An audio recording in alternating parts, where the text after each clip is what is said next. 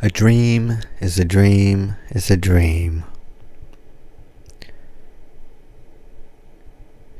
When you visit higher states of consciousness, you realize that you don't have to visit higher states of consciousness unless it's part of your destiny.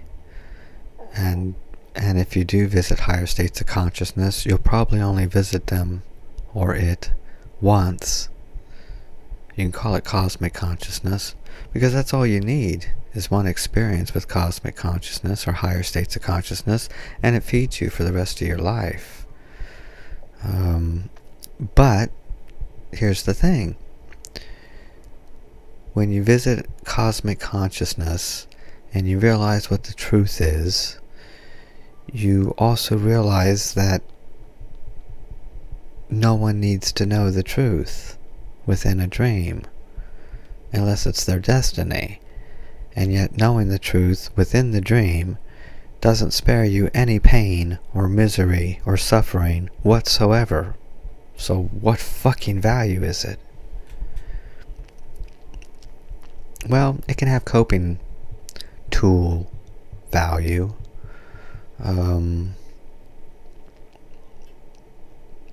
Well, it's easier to overlook whatever you would consider a flaw or a failure on your part or anyone else and just dismiss it as a dream.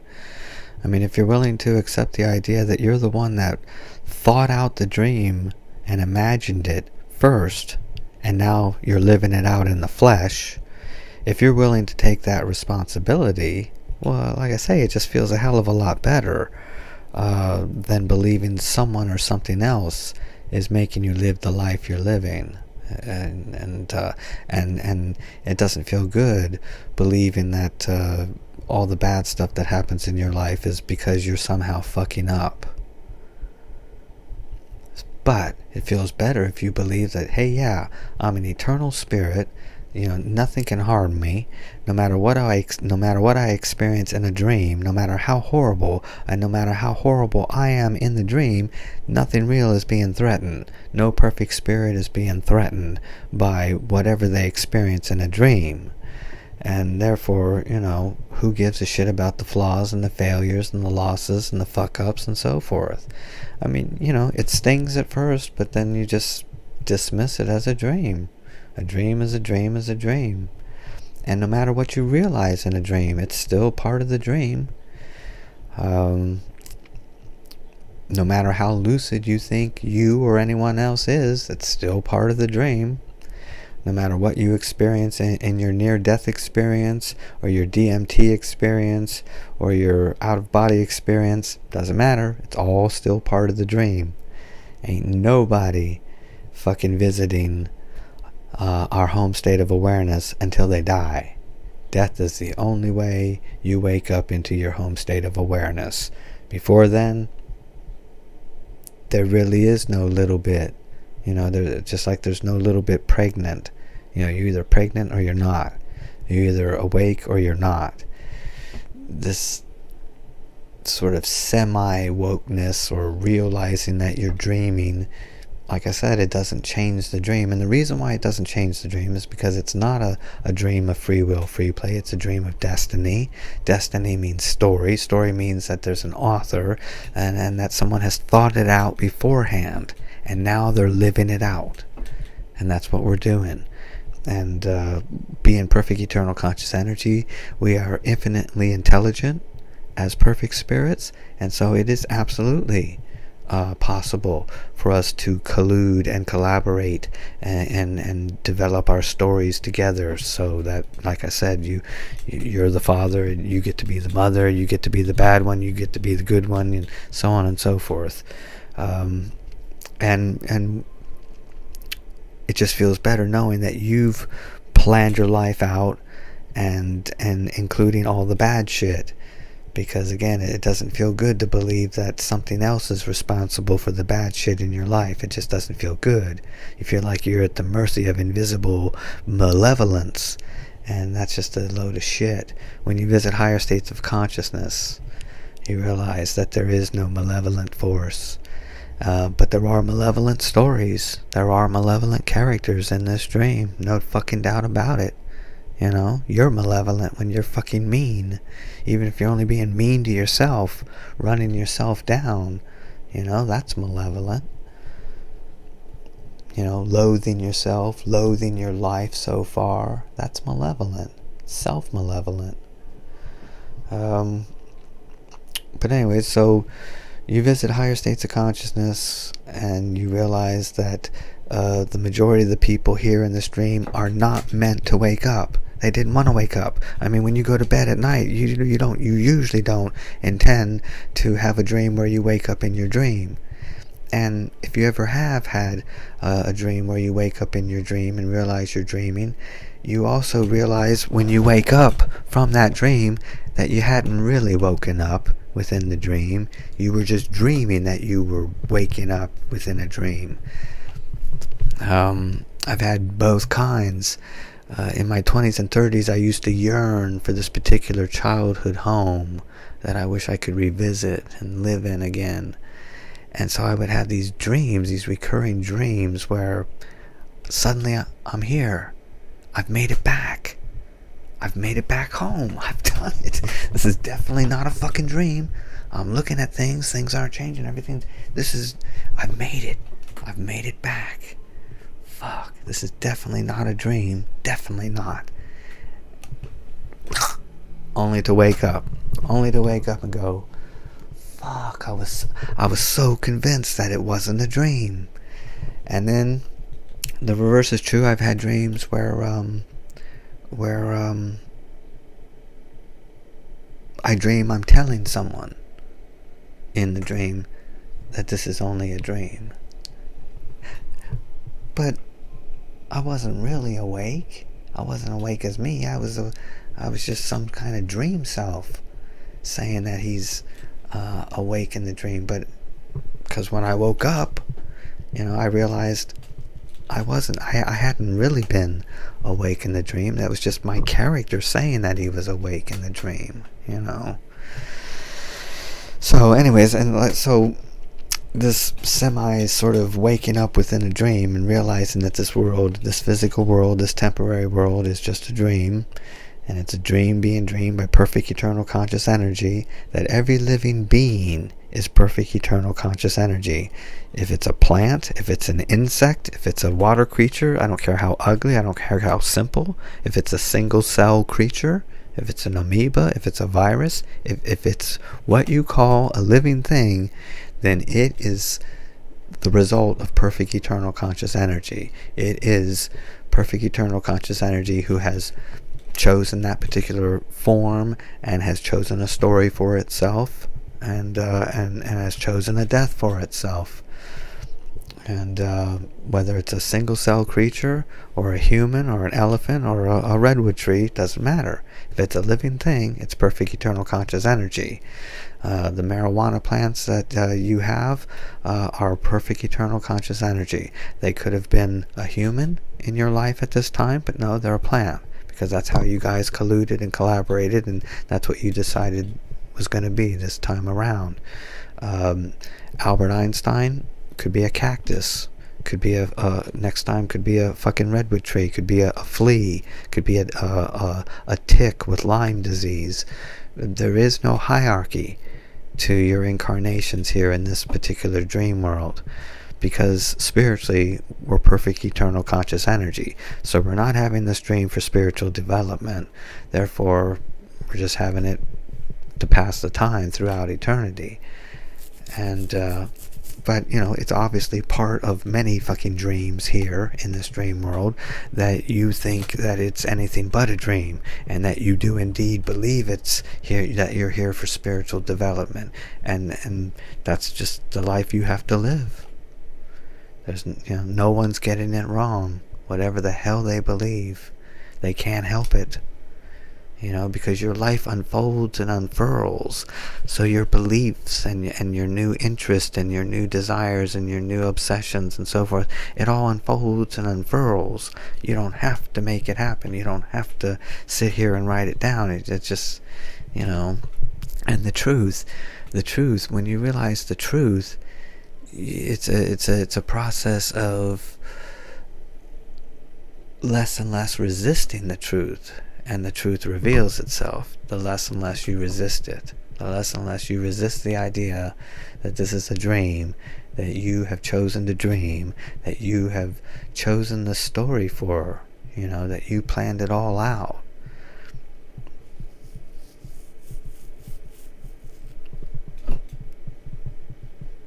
Realizing that it's a dream doesn't alter the dream at all.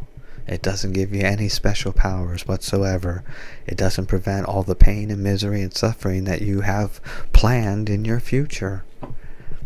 And every single living entity in this particular world, dream world, has a life of periodical or sporadic suffering.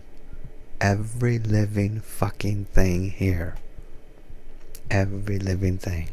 So we can call this place hell. It's unfortunate that the word hell has been corrupted and fucked up, and so whenever you hear the word hell, you think of lakes of fire and mountains of fire and little red men with pitchforks running around stabbing people who are screaming in bloody murder agony for eternity. And the thing is consciousness could actually endure everlasting agony, but what's really insidious and fucked up is to have a life, to have a story where about 75% of the time things are okay. Are they ever fucking great? They're great in moments. You have some great moments. You have great moments of laughter, great moments of tenderness, great moments of joy or appreciation or what have you. But it's never generally always great. But about 75% of the time, for almost all living creatures here, things are okay. Things are all right. You have enough food, you got shelter, you got clothes, you got toys, you got a clean, safe place to sleep or what have you, and a toilet to shit in privately.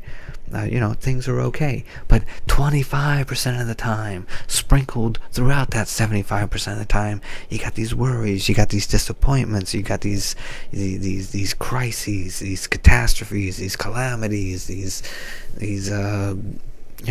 illness, injury, disease, pain, bad mood, depression, self-loathing, suicidal despair, drama, soap opera drama in your life with the people that you interact with that are in your story, and that's sprinkled. And to me, that makes this definitely a more insidious hell than some kind of lake of fire hell. And so you say, well, why? Why would perfect eternal conscious energy subject itself to a dream and a story in that dream world where it has these sporadic moments or phases of pain and misery and suffering? And it's very simple. The truth, when you visit cosmic consciousness, it tells you the truth is always the epitome of simplicity and fearlessness. And, the truth is, because we're eternal thinker-feelers, because we are eternal consciousness, we don't want to fucking dream a happy dream, every fucking dream throughout eternity. We just don't want to do it. We can't stand it.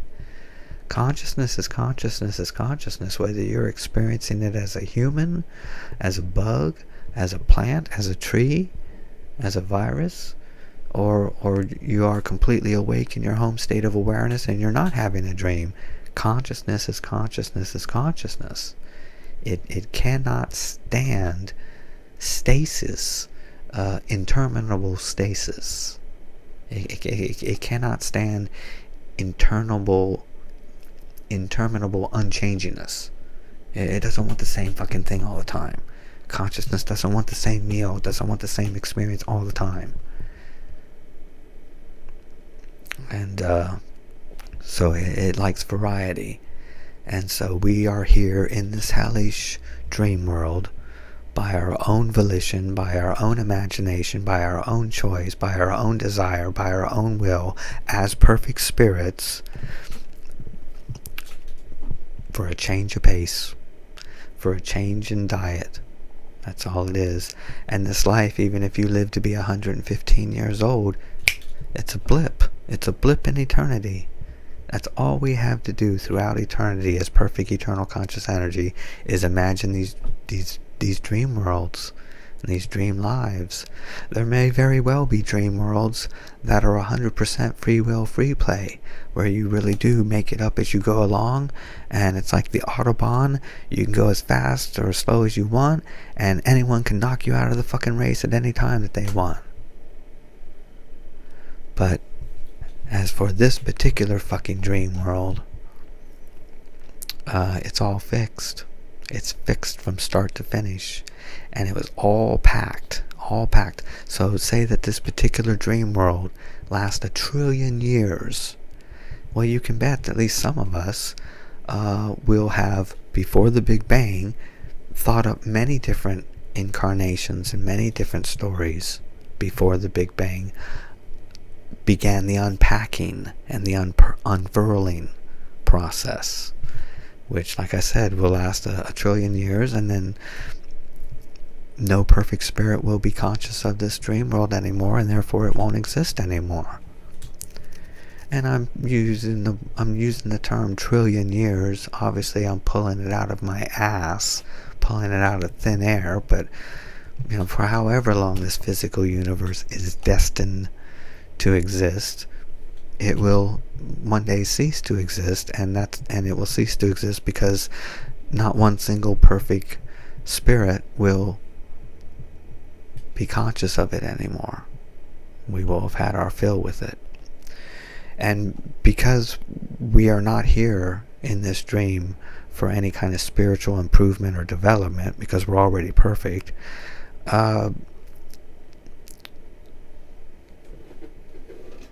there is no hierarchy to the incarnations. In other words, my next incarnation could be as a flea, or a butterfly, or a bumblebee, or in other words, typically human beings think that number one, a lot of human beings think that they are spirits, but that they're here for spiritual development.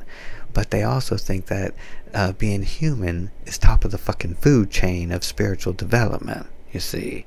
And they think that the spirit that is the flea or the ant or the fly that's buzzing around is a lower spirit, a spirit that's less developed than a spirit that's a human. And I'm telling you, that's a load of horse fucking cunt shit. There is only perfect eternal conscious energy. All perfect spirits are perfectly equal and equally perfect to one another. Not one of them is older or younger. Not one of them is prettier or uglier. Not one of them is dumber or smarter. They're all perfectly equal and equally perfect. So, I imagine that some of us have already intended and destined a variety of incarnations in this world, in this dream world. And as I like to point out in a lot of the videos here, a dream is a dream is a dream. So you can't get it wrong. Even when you're getting it wrong, you're still not getting it wrong. You're not getting it wrong spiritually. There's no such thing as spiritual wrong. And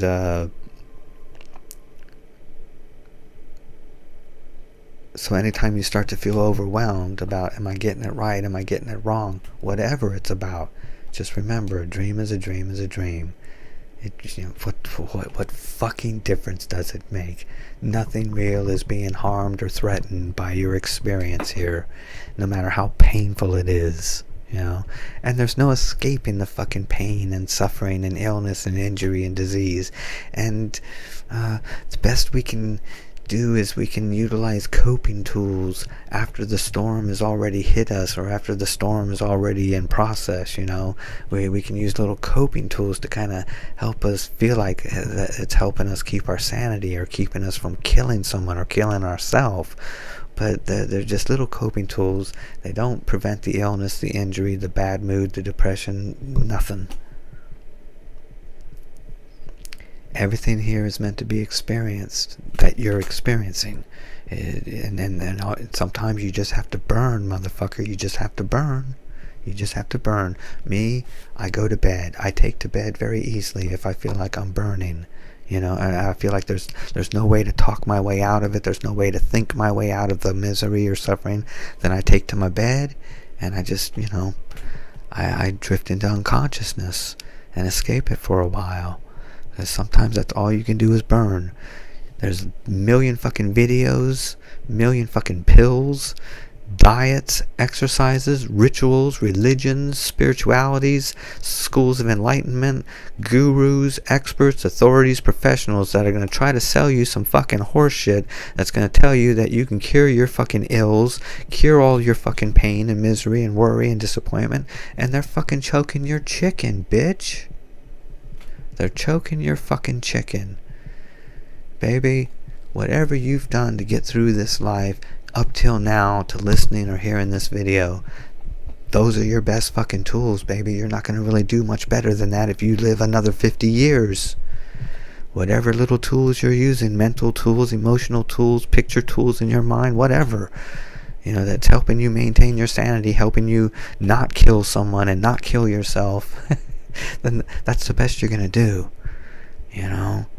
Instead of chasing after all that motherfucking shit. You can't help it, though. If that's your destiny, to chase after all these different panaceas and cures and ways that you're going to, live happily ever after, well, then that's the life you've got to live. There's nothing wrong with it.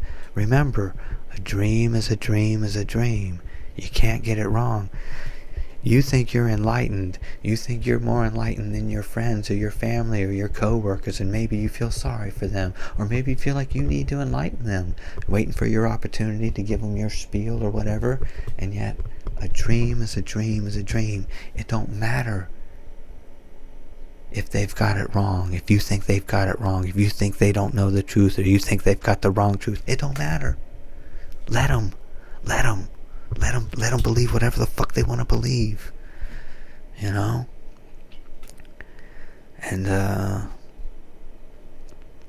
so anyways, a dream is a dream is a dream. Nothing real is being harmed or threatened by any of our experiences here. The only way you wake up completely and for real is when you die. You wake up, and it's easy, it's natural. I assure you, there are no ghosts. No one dies and then gets lost or doesn't realize they're dead. That's a load of bullshit. It's ask somebody that's taken DMT or something. When the trip is over, the trip is fucking over. That's it. There's no going back. Just like when you wake up from your dreams here, when you're sleeping as a human, you try to get back into the dream. You can't. You fucking can't. There's always going to be these different changes. And the thing about our sleep dreams is you'll notice that if you look at anything for more than a second, it changes. And telephones never work properly, do they? Communication devices don't work properly in dreams, sleep dreams. But that's neither here nor there. So anyways, that's it for this video. A dream is a dream is a dream. It doesn't matter who's getting it wrong, who's getting it right. Doesn't matter. It's a dream.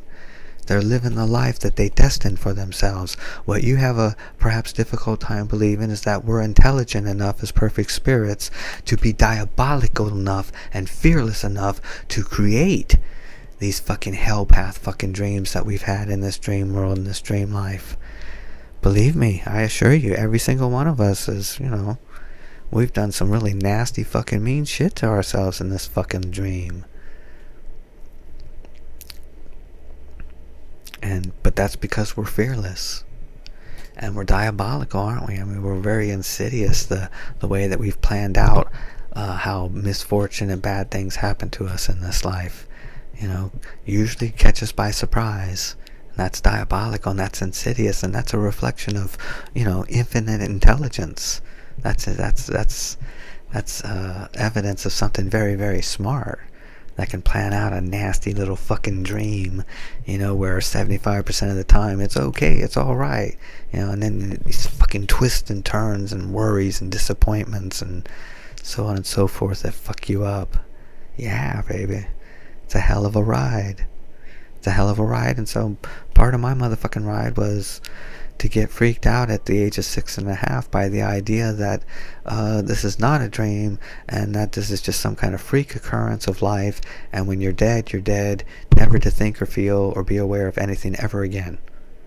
And I got freaked out by that idea, that nihilistic idea, that idea of eternal oblivion. I got freaked out. I could not accept it as true, and thus began my life as a philosopher at the age of 6.5 in the year 1970 in Dayton, Ohio.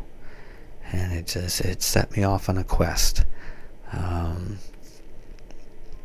which I will discuss in various videos. It's 25 minutes now and going on 26 minutes. I think that's long enough. It is, or has been, the 11th of April, 2017. I am been your host, Philosopher Newport, Alexander T. Newport, your Philobabblist Extraordinaire. I've got a variety of books available at Amazon that no one fucking knows about, no one's fucking buying. And, so be it. That's the story so far. The thing about these stories is you don't know, they're diabolically written, so we don't know how our story's going to unfold. So it might look like you're never going to have any kind of success or whatever, and then you end up being successful. And other people, they get success quickly, and then they're fucking obscure failures for the rest of their lives. So you just don't know how things, So for now, we just accept that, we've got these books at Amazon that nobody fucking knows about. And, but hence making these videos, are a step or a measure in giving advertisement to the fact that, hey baby, there's books by Al Newport, Philosopher Newport, at all the Amazon sites across the world. 3 people were kind enough to, so far, have written reviews for one of my books, which was It's No Joke, We Live in Hell. It's a very thin book. It's the size of a pamphlet, but it's also available on Kindle as well. Someone in India bought a copy, and they wrote like a one-line review, or 2 lines. Someone in England bought a copy and wrote a one-line review, and I think someone in the United States bought a copy and wrote a one-line review. And one-line reviews are better than no reviews at all, that's for sure. And in all 3 cases, they were 5-star reviews, which was very kind of them, and unsolicited. I studied about how to generate more traffic to Amazon, and apparently there's some people, self-published Amazon authors, who participate in some kind of program with other Amazon authors where they kind of like put themselves on a list, and they all write a bunch of fucking phony reviews for each other, a bunch of 5-star reviews, to where it gets up into the hundreds. So the book looks really, really fucking popular and bestseller and all that shit. And but I don't want to go that route. I'd rather leave it raw and organic, and whatever reviews you see are reviews from total strangers I've never met and probably never will meet. So anyways, we're now at 28 minutes, where it's going on to 29 minutes. That's enough. I'll shut up. And